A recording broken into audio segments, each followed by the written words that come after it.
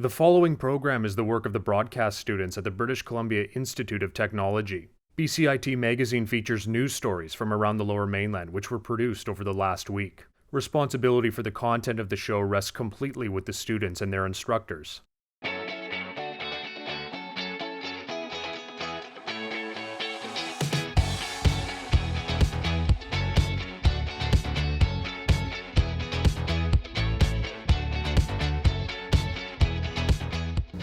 Coming up on BCIT Magazine, a green way forward.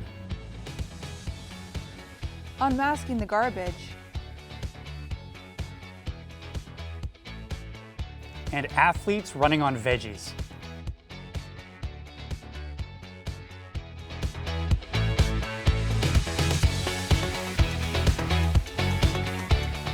Welcome to BCIT Magazine.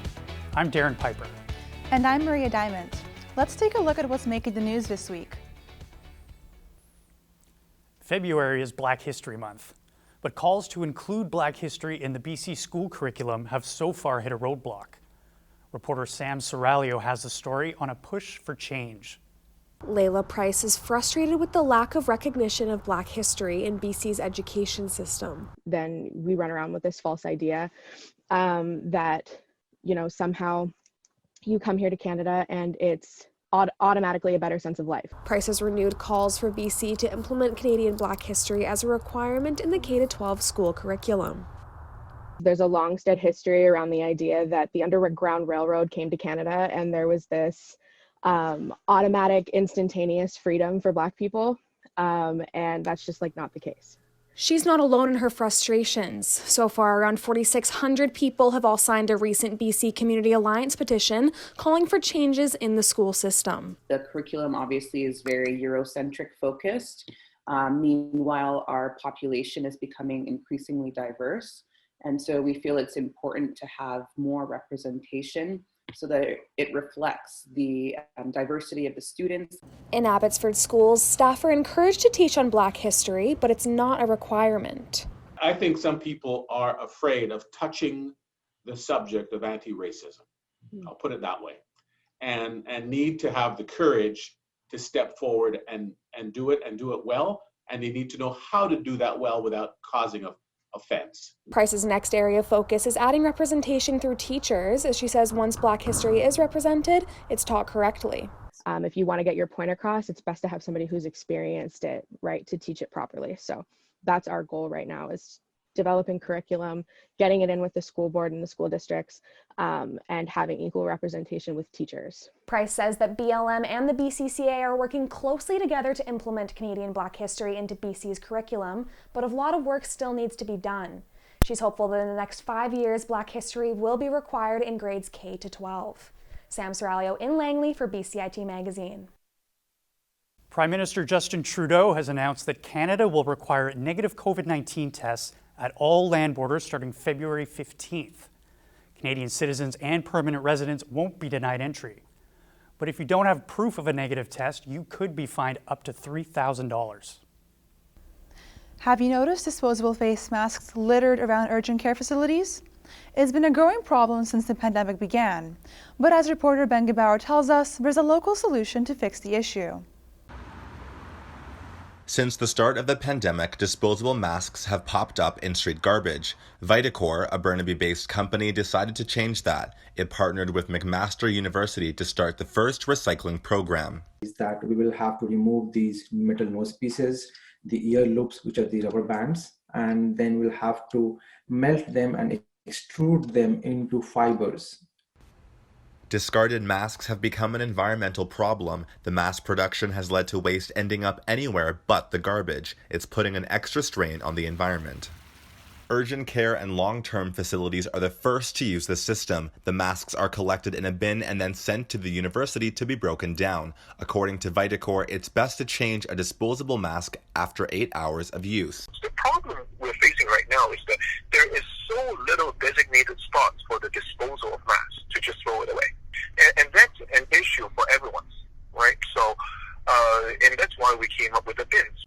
Vitacor says Canada could see 63 tons of mask waste over the next year. But thanks to programs like these, the future is looking a little brighter. Ben Gebauer in Burnaby for BCIT Magazine. Reporter Ben Gebauer joins us now. Ben, is this program going to expand into non-essential locations? So far, Vitacore has launched their program in select facilities in Vancouver. Their end goal is to get the program in as many facilities as possible. So Ben, can Vitacore recycle any mask or only certain kinds? The challenge is processing masks beyond repair. Majority of the masks being recycled are mostly clean and still intact. Back to you. Thanks, Ben. COVID has forced many people to lose their jobs, including one local mixed martial arts trainer. But he refused to let the pandemic keep him down. So he opened a gym in his garage. Reporter Cam Lewis has the story. Evan Nazareth is a local MMA trainer and coach who lost his job at the UFC gym in Richmond last year due to the pandemic. The gym ended up going bankrupt as they couldn't stay open due to lack of funds, partly from COVID-19. Now, to make ends meet and continue his lifelong passion, he's opened up his own place right at home. So I just figured, why not just get some mats, invest in a little bit of equipment, and ride it out in the home gym here in my garage at home, inviting over friends, clients, and family, and just doing what I want to keep doing. For people like Evan, this isn't just a business or an opportunity to make money. After an eye-opening incident involving a close friend last year, Evan knew he had to change something and show people how to protect themselves and be comfortable doing it. For example, I have a friend who he was caught in a bad situation, very random situation, and he got jumped and got injured. And I was thinking if he had had a little bit of training, he could have either de-escalated or defended himself. Not only does Evan coach and train in different forms of mixed martial arts, but he also teaches self-defense to people from all walks of life.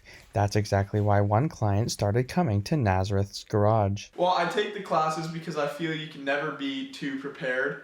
I hope I never need to use the skills that I have learned from Evan, but at the same time, I would rather be over-prepared than not prepared at all. Evan wants to be able to give back to others while enjoying his passion for the sport. He will continue his journey of teaching people the right way in order for his clients to grow as a person inside and out. Doing exactly what I want to do every day, which is giving back to people, showing them that I can teach them new skills to use with their body and gain more confidence and self-defense skills too. I'm Cam Lewis in Richmond for BCIT Magazine.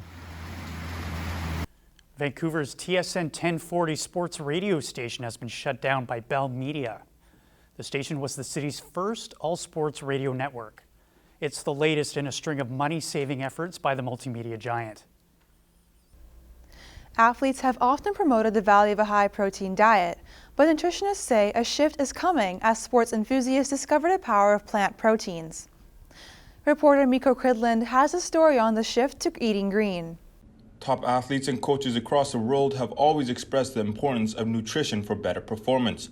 Strict diets and consumption of proper nutrients has even helped athletes to recover. Food and nutrition are very important in recovery, which is probably the main part about being a top-level athlete.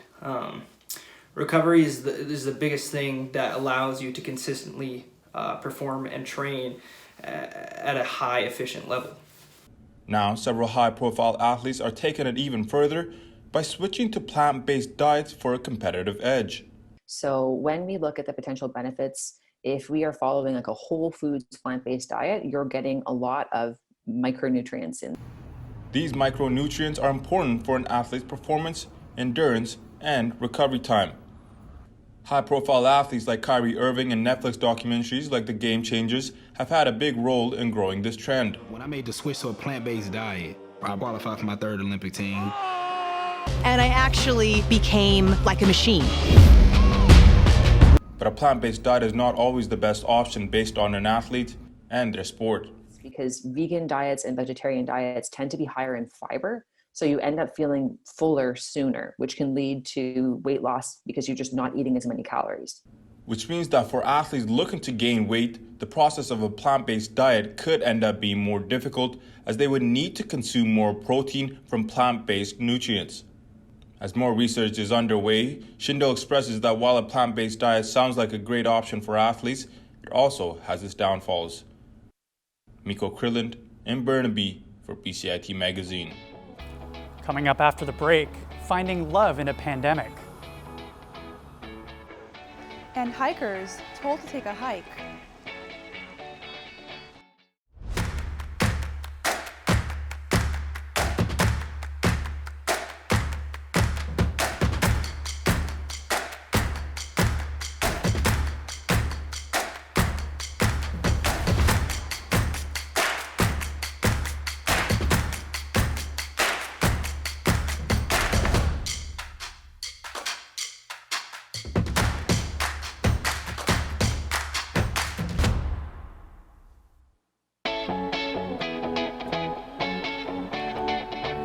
Hey man, excited for Valentine's Day this weekend? What, you mean the saddest and loneliest days of the year? I'm all alone. I got nothing to do and no one to do it with.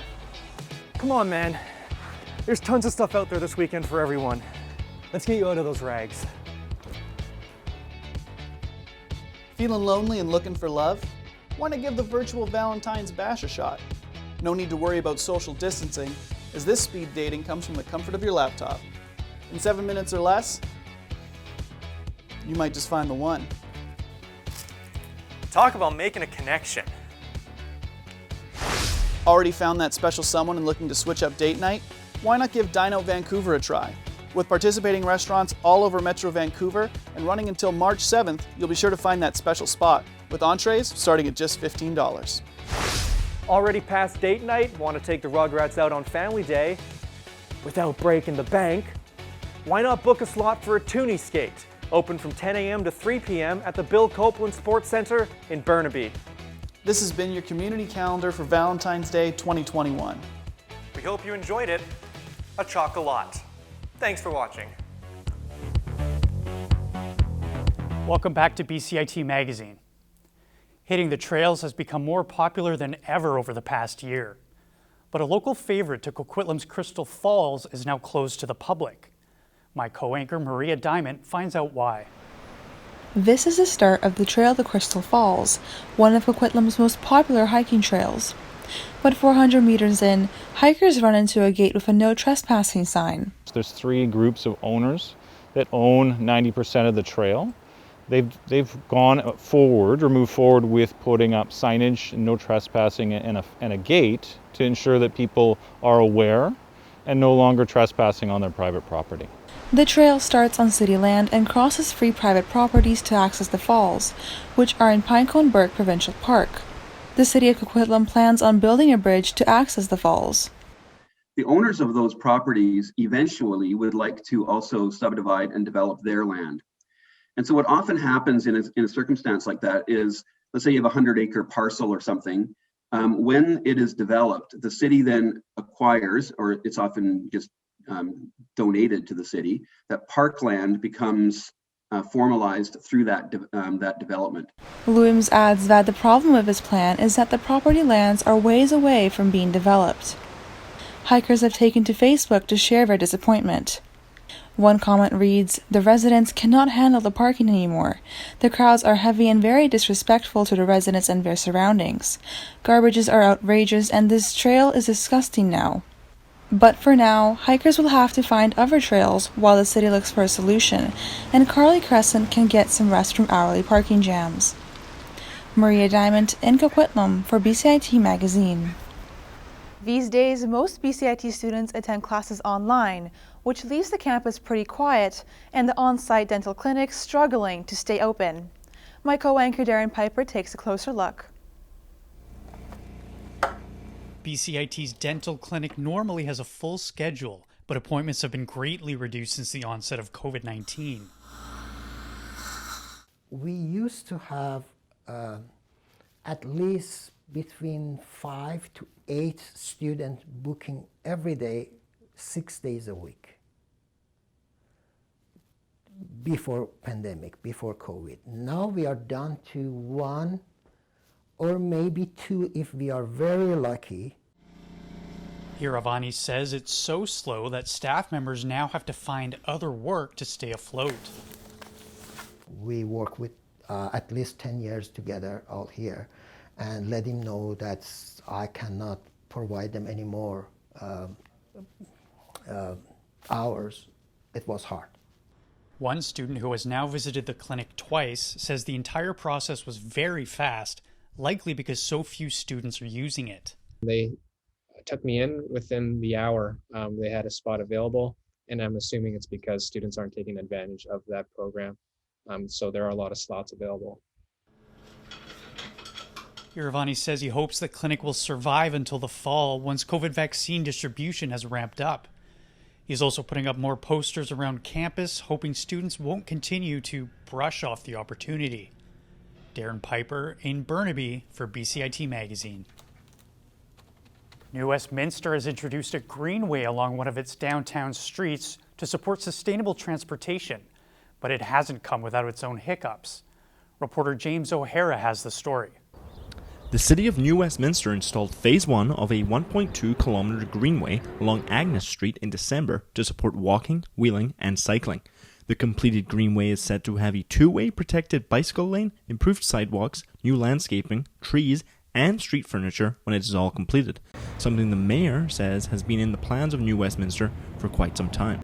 Approximately around 10 years ago, about where the idea of kind of developing a greenway that kind of connects the downtown. Vehicle traffic has been changed to one-way westbound for the 2 blocks between Merivale Street and 6th Street.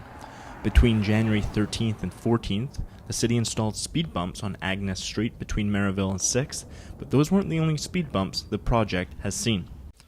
Notices for the installation were put up on the evening of the 12th, and in December, when the two-way bike path was installed, the same approach was taken. At least one resident feels blindsided by the actions. They actually didn't really inform people and put up signs the night before. In the dark, people are in COVID, so they're not really coming out of their homes for days. And they ended up actually towing and ticketing a lot of people. Although Houston's car was not ticketed or towed, the actions did prompt her to email the city regarding the lack of notice given to her and her neighbors. Houston never heard anything more, and when asked about the towing incidents, Mayor Cote was seemingly unaware of the matter. He did, however, say the methods and how they installed the greenway were different than previous projects. It's something we're going to learn from a public engagement. I think in the long run, it's going to lead to a better design that's actually more reflective of neighborhood concerns. The city has been gaining feedback through its Be Heard New West community website. James O'Hara in New Westminster for BCIT Magazine. Reporter James O'Hara joins us now. James, how has the initiative and feedback been going for the city? Well, as of January 21st, the City of New Westminster had over 200 residents reach out on the Be Heard New West website with queries and concerns related to the parking situation, traffic, and transit, as well as other technical issues. Back to you in the studio. Thank you, James. The 2021 nominations for the Rock and Roll Hall of Fame have quite a diverse set of names. Music icons Jay-Z, Tina Turner, and Carole King headlined the list. The public can vote online up until April 30th. With Valentine's Day just around the corner, many are feeling the pressure to find a date. Reporter Robert Holden takes a closer look at how dating has changed during the pandemic. COVID-19 isn't the only thing in the air this week. About 2 months ago, I went on Bumble, so it's been going pretty good, actually. My love life has been the same. But for some, well, it's been going about the same as it had been going pre-pandemic, so nothing there. With Valentine's Day upon us, more are reminded how the pandemic has complicated their love lives. It's not like a great feeling. You see like couples taking pictures in front of them and you're just like, cool. I don't want to sound bitter or anything, but it's definitely a time of year where being reminded that you're alone isn't very fun. But couples might not be having as much fun this year either. Consumer Valentine's Day budgets are expected to drop from $94 to $74, a more than 20% drop from 2020. That fancy dinner may look more like an icy picnic on the beach. But with 3 days to get a date, singles are going to have to hurry. It's not going to happen, I don't think. I mean, unless I meet someone in a grocery store or something, but I don't think that that's a thing people do anymore. But what are the experts saying during this unique time? I think COVID-19 has actually been the most beautiful thing for single people. The reality is that we've lost our sense of how to actually build connection. What we see as a byproduct of COVID-19 is really an exposing of what people have already not done before COVID-19, which is not build healthy, connecting relationships. How single people have approached relationships is really more like, it's like a quick adventure. Millennials have a really hard time connecting with each other now, especially because of social media. You know, you're putting everything out there and you're not really getting anything back, and that's a really lonely feeling. So there's a different way that they can do it, and they can find love in COVID time. It is there. It happens. I see it all the time.